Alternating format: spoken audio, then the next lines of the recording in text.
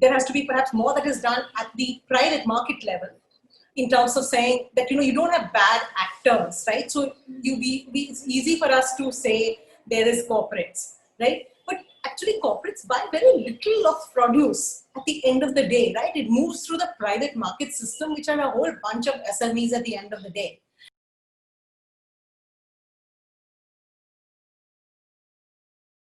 So I think that, somewhere these apps are formalizing a bunch of stuff that already kind of happens on the ground.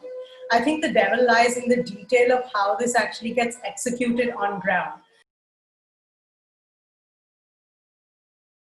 The fundamental challenge that we have are twofold. One is that each producer is a very small producer. So aggregation is critical. And the only way that you can aggregate, the construct of an FPO is something that the government did create, which is a good thing. But the execution of viable FPOs and the value that FPOs can sort of create is still to be determined. So there is a lot more that has to be done there in order to create these aggregation points, right? But the other fundamental challenge in the Indian ecosystem here is that, we produce and then we want to sell, right? Versus most other industries, sell and produce to sell for what you've sold, right? So unless we can kind of get rid of that whole thing, the price fluctuations, the ups and downs, it's not a rational decision making of what you sold. It's a very irrational decision making based on the past, not on the future demand. So unless we can solve that, whatever all of these things do, you are going to see large spikes happen. I think it's ridiculous to expect a 1 and 2 acre farmer to be predicting demand. That's just not, the risk taking has to be moved from a farmer to up the chain, right? I think there has to be a lot more prediction of demand, right? An alignment that then flows back. The farmer should still have choices. The farmer should have guarantees of uptake at minimum levels, because if someone above me is predicting that demand and gets it wrong, that's not my fault. The romantic idea of a farmer to be an entrepreneur and, is just that. It's just romantic at the end of the day. But Indian production is actually globally non-competitive, is the problem with it, right? The prices are too high, right? Is what we are told. That's because you're not producing enough per acre, right? Yields are super low. Yeah. So you can't expect a 1 acre, 2 acre guy, or even a 5 acre guy to be understanding what the dynamics of all of this is, right? So this has to be done at a very different level. If that all doesn't work, there has to be a safety net. Every country provides subsidies to farmers, etc., when things go wrong.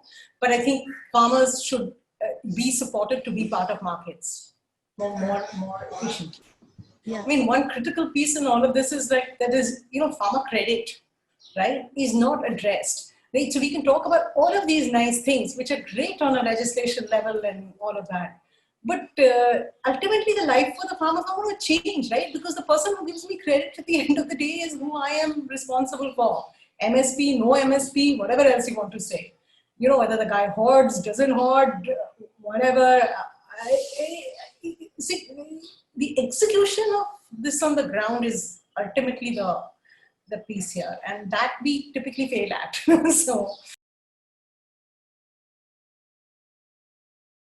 So I think the government can do this in multiple different ways, right? They could just say that, look, there are flaws of costs of production over here, right? That I could just say that, look, if prices fall below this, I will support flaws here, right? But on average, you're not expecting that to sort of happen, basically. If you take a look at what the MSP supports are for, right?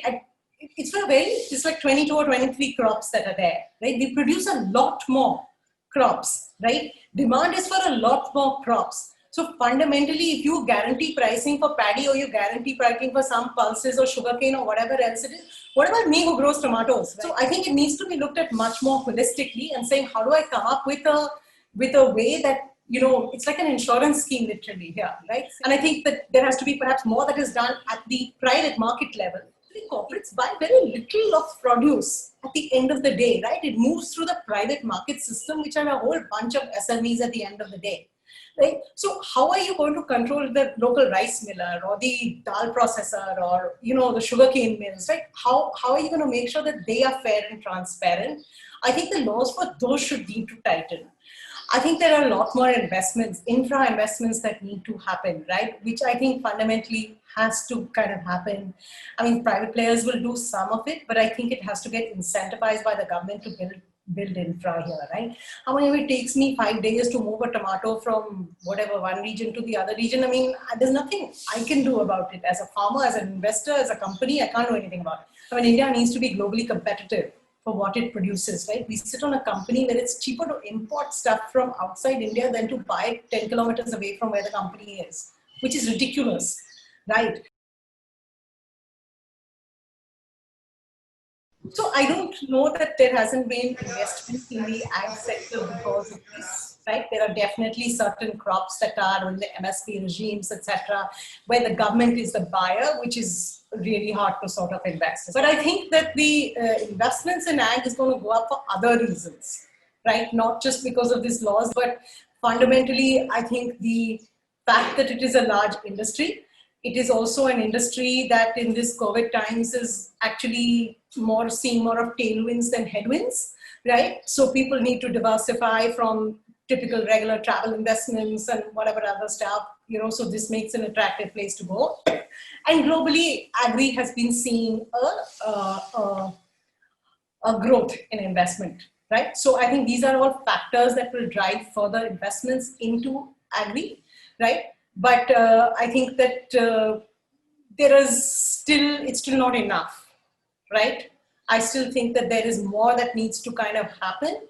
I mean, let's say investments into FPOs. Who's going to do that, right? Ultimately, at the end of the day, it is not possible for a corporate to go to a small farmer and buy. That just makes no sense.